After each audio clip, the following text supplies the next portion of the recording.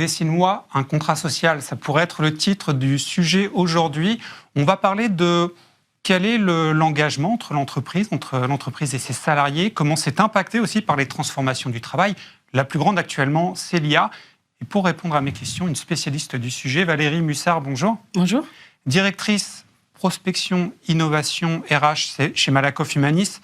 En gros, votre job, c'est d'anticiper en fait les futures évolutions du travail, c'est ça ? D'anticiper les futures évolutions du travail et également d'accompagner l'ensemble des transformations avec l'ensemble des collègues de la DRH et les métiers. Et les 10 000 personnes qui font partie de vos effectifs. Et les 10 000 personnes qui font partie des effectifs qui se répartissent sur plusieurs activités, l'épargne, la retraite, l'assurance et la prévoyance, et qui sont aussi réparties sur un peu plus de 25 sites en France. Donc une organisation aussi dans le déploiement de transformation qui est à penser. Ouais, c'est une grosse machine, donc il faut vraiment que ce soit bien huilé. Et justement, le sujet qu'on voulait aborder avec vous, c'est cette notion de contrat social, c'est plus le même aujourd'hui en 2026 que celui de nos parents, voire même de nos grands-parents. Si aujourd'hui vous deviez le définir en quelques phrases, quelle serait votre définition ou même plus votre vision de ce que doit être le contrat social aujourd'hui ? Aujourd'hui, le contrat social, et notamment eu égard aux nouvelles générations qui arrivent, doit s'adapter à la vie personnelle. La vie personnelle. Voilà. Ce qui était plutôt l'inverse avant. On voit bien qu'aujourd'hui, la nouvelle génération, elle veut vivre des expériences dans son travail, et c'est pas forcément vivre son travail pour vivre des expériences. Un jeune est prêt à aller aux États-Unis et travailler chez McDo, si besoin, parce que son objectif, c'est de vivre aux États-Unis, apprendre l'anglais. Donc, tout l'enjeu des sociétés aujourd'hui, c'est de pouvoir trouver de quoi personnaliser au maximum, ou du moins trouver suffisamment de communs pour faire en sorte que les collègues puissent s'épanouir dans la vie du travail, tout en conciliant véritablement leur vie privée. Il y a quelques décennies, quelques générations, le contrat social, c'était... Tu t'engages, tu te donnes à fond pour l'entreprise et on t'assure que tu pourras subvenir à tes besoins, que tu auras un métier, une carrière, une progression. Aujourd'hui, la priorité, enfin ça c'est encore important, mais c'est plus suffisant en fait, c'est ça. Vous parlez de modularité, je crois, dans votre... Exactement. Alors on a déjà toute une partie sur la rémunération, donc il reste un peu le prérequis, oui, effectivement. C'est très important. Ça reste très important. Mais là, on fait par exemple ce qu'on appelle des NAO, des négociations annuelles obligatoires à la carte, c'est-à-dire qu'on la rend modulaire. Aujourd'hui, une augmentation générale, on peut ou la percevoir directement ou l'épargner sur un PE ou sur un PERECO. De la même manière, on fait de la modularité sur les espaces. Dans tous nos nouveaux sites aujourd'hui, on a aussi bien des espaces individuels que des espaces collectifs et quasiment moitié-moitié en termes de surface. Parce qu'il faut s'adapter à la façon dont chacun a envie de travailler. C'est la liberté limite en priorité, enfin à côté de la sécurité, mais il faut que les gens se sentent libres de s'organiser à leur manière. En fait. Exactement. Et puis, on veut aussi casser un peu ces phénomènes de réunion qui sont souvent targués de non productifs, ce qui n'est pas forcément le cas, mais en tout cas, l'échange est important, et notamment du fait du présentiel et du distanciel. Le télétravail est aussi une forme de modularité, et comment on fait revenir les gens sur site, puisque c'est encore malgré tout le débat, eh bien c'est pas en leur proposant de travailler en présentiel, à la différence de travailler en distanciel, mais d'avoir une vie de site. On vient sur site pour échanger, se rencontrer, partager des expériences. Une plus-value par rapport à ce qu'on fait en télétravail. Par rapport à ce qu'on fait en télétravail, exactement. Donc par exemple, chez vous, les plus-values, ça va consister en quoi ? Si c'est au-delà des réunions ? Parce que j'ai bien compris qu'il n'y a pas que la réunion. Non, il n'y a pas que les réunions. Alors, on peut avoir des espaces où les collaborateurs ont des écrans, enfin des doubles écrans, comme on retrouve dans les open space classiques. Voilà. Mais on a aussi de quoi travailler en terrasse, de quoi travailler dans des grands ensembles où on peut bouger les tables. On est connecté dans tout le site avec ou grand sans écran. On peut vraiment s'installer comme on le souhaite. Une notion de confort. Oui, déjà. Exactement. Avec des services aussi, par exemple, sur notre siège, nous avons ouvert le Café Joyeux aussi, qui est marque d'une autre partie de notre contrat social. En tout cas, l'état d'esprit, c'est on travaille comme on a envie, en termes de confort, de travailler. J'imagine que dans cette modularité, ces demandes, vu qu'il y a plusieurs générations différentes de travailleurs chez vous, les demandes ne sont pas les mêmes. Si on devait un peu segmenter, est-ce que les demandes des jeunes et les demandes des plus seniors sont radicalement différentes? Alors, pas forcément, mais on trouve des communs parce qu'il y a une forme de transmission aussi d'intérêt et de perception de vie entre les générations. On part souvent du principe que les jeunes aiment bien être dans des espaces très collectifs ou de percevoir directement du cash. C'est pas forcément le cas.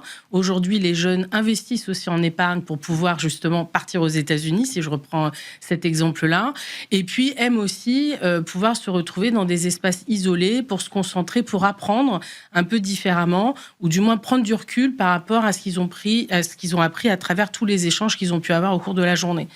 Donc on voit bien que les communs, c'est notre but, évoluent. Il n'y a pas un profil pour les jeunes, un profil pour les plus seniors. C'est plus compliqué. C'est plus compliqué que ça. Et l'objectif, c'est que chacun puisse y trouver son compte à des moments de la journée.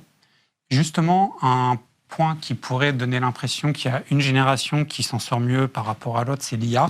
Récemment, on parlait d'une étude d'Indeed qui montrait que la Gen Z, contre-intuitif, craignait plus. Il y avait une plus grosse proportion de Gen Z qui craignait l'arrivée de l'IA. Vous, dans vos effectifs, les 10 000 collaborateurs de Malakoff, comment s'est perçu l'essor de l'IA au travail, au quotidien? Alors là aussi, c'est mitigé. On peut avoir des seniors qui s'y intéressent pas du tout parce qu'ils se disent sur ma fin de carrière... J'ai déjà des habitudes. J'ai déjà des habitudes. Comment je vais finir ma carrière? J'ai pas envie de la finir mal, si je puis dire. Et il y en a d'autres, au contraire, qui sont les premiers à vouloir montrer que leur expertise compte encore et commencer à réinventer le métier de demain. Et concernant les jeunes, de la même manière, on en a qui sont très technophiles, d'autres pas trop. Néanmoins, on voit bien que les jobs d'entrée sont un peu perturbés. On a beaucoup d'alternants dans le groupe.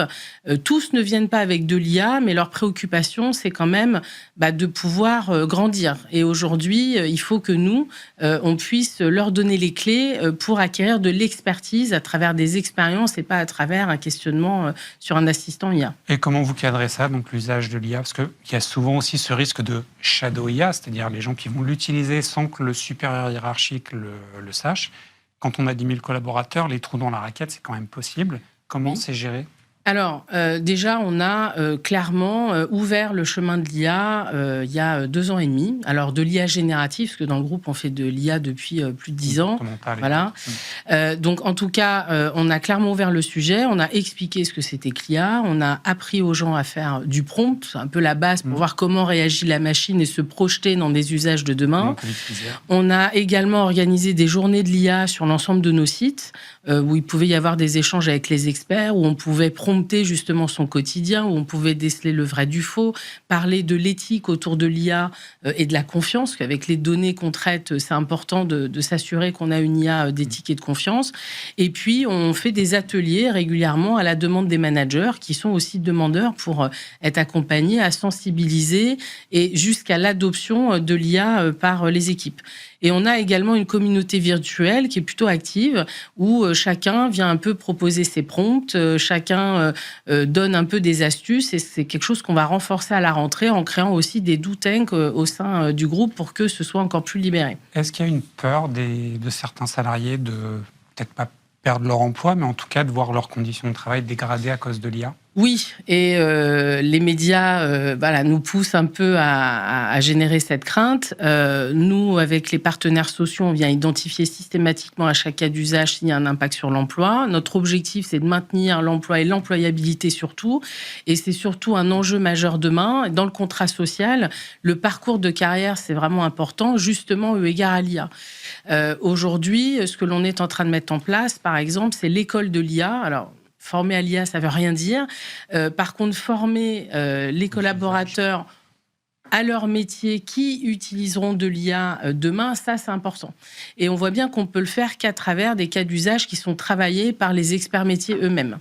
Et c'est comme ça qu'on va pouvoir construire les parcours professionnels et puis retirer un peu les craintes de chacun. Donc, nous, ce qu'on cherche vraiment lorsqu'on met en place des cas d'usage, c'est à la main de ceux qui font. Parce que c'est eux qui savent si l'expertise est préservée, s'ils peuvent justement récupérer du temps ou de l'énergie pour faire autre chose, et pas un top-down, c'est militaire. Et ça veut dire aussi que vos collaborateurs, en fait, faut les accompagner pour évoluer tout au long de la carrière. Donc, il y a un gros travail, de gros investissements sur les modules de formation en cours de carrière. Oui, alors on a plusieurs dispositifs. Déjà, on a réécrit l'ensemble de nos filières métiers. On a une filière management, projet, et des filières chiffres, techniques, commerciales, etc. pour que chacun puisse se projeter aussi déjà de manière un peu classique sur les différentes, les 15-20 métiers que l'on a dans le groupe qui permettent déjà plus de 1200 mobilités par an. Donc, on a besoin aussi de diversité aussi pour répondre à ces jeunes qui il y a des nouveaux métiers qui vont arriver aussi. Et il y a des nouveaux métiers qui vont arriver, des nouvelles missions d'abord, des nouvelles tâches.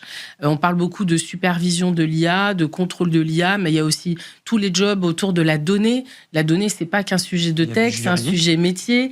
Il y a du juridique, on voit bien les DPO, les juristes avec l'IA Act sont beaucoup sollicités. Et puis, à travers aussi les réglementations de notre secteur, il y a aussi beaucoup de choses qu'il faut pouvoir expertiser et cercler correctement. Encore beaucoup de choses à découvrir. Valérie Mussard, je le rappelle, directrice prospective et innovation RH chez Malakoff Humanis, partenaire de la Grande Assemblée le 25 juin au Parc des Princes avec la CPME. On vous y retrouvera. On invite d'ailleurs tous les gens qui nous regardent à y être, présents au Parc des Princes le 25 juin. Merci beaucoup. On va parler d'un autre sujet que vous devez traiter dans vos équipes. C'est l'accompagnement des personnes qui ont un TDAH, un trouble de l'attention avec ou sans hyperactivité. Tout de suite, un témoignage d'une personne qui a appris à vivre sa vie professionnelle avec.